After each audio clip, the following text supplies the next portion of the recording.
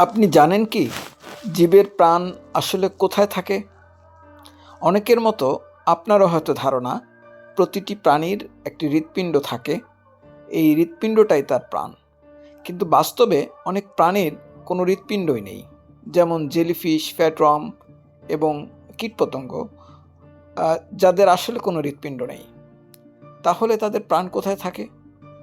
আসলে হৃৎপিণ্ড জীবের শরীরে রক্ত ছড়িয়ে দেওয়ার জন্য একটা পাম্প মেশিন ছাড়া আর কিছুই নয়। আবার উদ্ভিদের কথাই ভাবুন। বিজ্ঞান প্রমাণ করেছে তাদেরও জীবন আছে। তাহলে তাদের প্রাণ কোথায় থাকে? পাতায়, কাণ্ডে, নাকি শেকড়ে? অনেক গাছের ডাল কেটে মাটিতে লাগালে সেখান থেকে গাছ হয়। তাহলে পুরো গাছে প্রাণ আছে। আবার গাছ কেটে ছোট্ট একটা ডাল মাটিতে লাগালে সেই গাছেও আবার প্রাণ আছে। আবার আলোকলতা নামে এক ধরনের লতা আছে, যাদের কোনো শিকড় নেই, পাতা নেই, তারা অন্য গাছের উপর ছড়িয়ে বেঁচে থাকে। তাদের কিন্তু জীবন আছে। তাহলে জীবন আসলে কোথায় থাকে?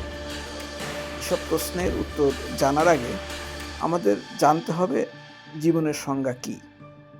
জীবন হলো জীবের দেহে কোটি কোটি কোষের মধ্যে একটা আন্তঃসংযোগীয় ব্যবস্থা, এবং কোষ শক্তি ব্যবহার করে এই ব্যবস্থা টিকিয়ে রাখে, পরিবেশের সাথে প্রতিক্রিয়া করে এবং পরিবর্তনের মধ্য দিয়ে চলতে থাকে। প্রাণীর শরীরে খাদ্য থেকে বিশেষ প্রক্রিয়ায় রাসায়নিক শক্তি উৎপন্ন হয়, যা রক্তের মাধ্যমে সকল কোষে পৌঁছে যায়। এভাবে প্রাণী বেঁচে থাকে।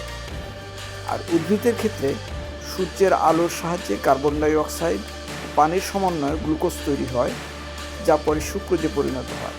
এই সুক্রোজ ফ্লোয়েমের সাহায্যে উদ্ভিদের সকল কোষে ছড়িয়ে পড়ে। সুক্রোজের এই শক্তি নিয়েই কোষ বেঁচে থাকে।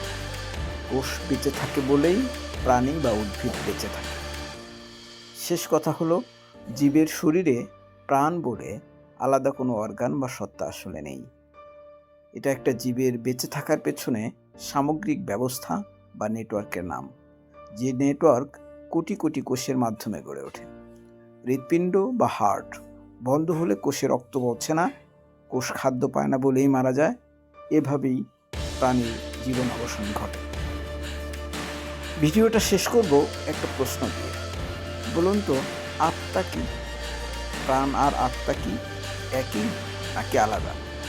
প্রিয় দর্শক, আপনার মন্তব্য কমেন্টে জানিয়ে রাখতে পারেন।